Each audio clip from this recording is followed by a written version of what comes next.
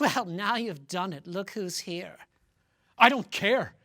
Well, a Phoenix car just pulled up, and a man with a black shirt and an orange snake stitched on his sleeves coming up our front walk. Captain Beatty. I don't move.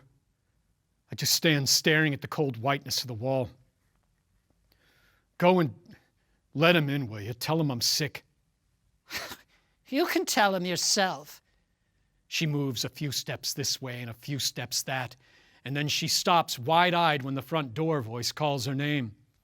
Mrs. Montague, Mrs. Montague, someone's here. Someone's here, Mrs. Montague, someone's here.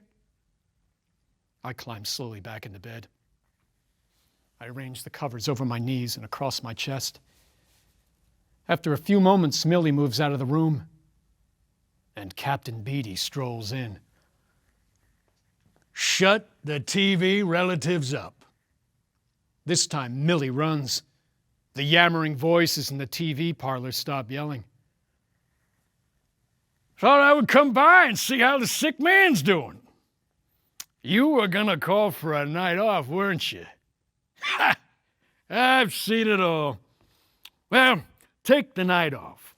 Every fireman sooner or later hits this. They only need understanding. They need to know the history of our profession. See, only a fire chief like me remembers it now. So, when did it all start? Well, we didn't get along very well until photography came into its own. Then motion pictures in the early 20th century. Radio, television, things began to have mass. And because they had mass, they became more simple. Once books appealed to a few people, they could afford to be different. The world was roomy. But then the world got full.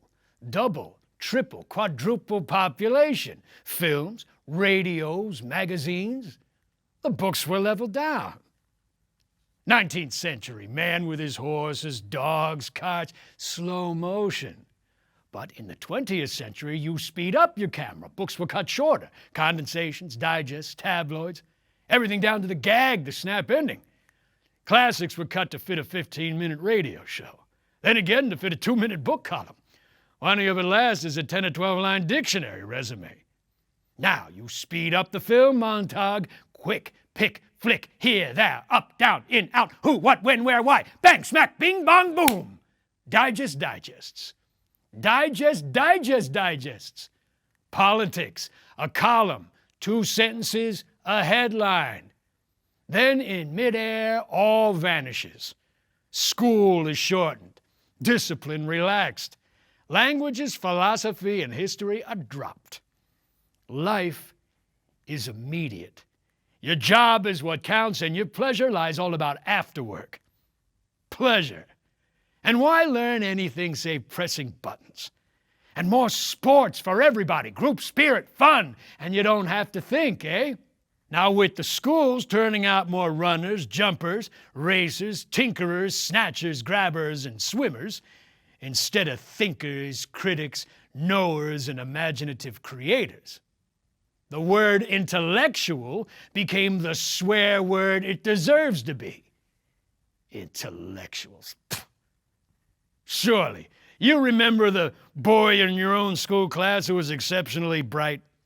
Did most of the answering and reciting while all the others sat around like laden idols hating him.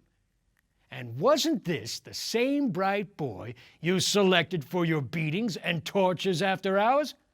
Of course it was. We must all be alike. Not everyone born free and equal, like the Constitution says, but everyone made equal. Each man the image of every other, for then all are happy. For there are no mountains to judge yourself against or to make you cower.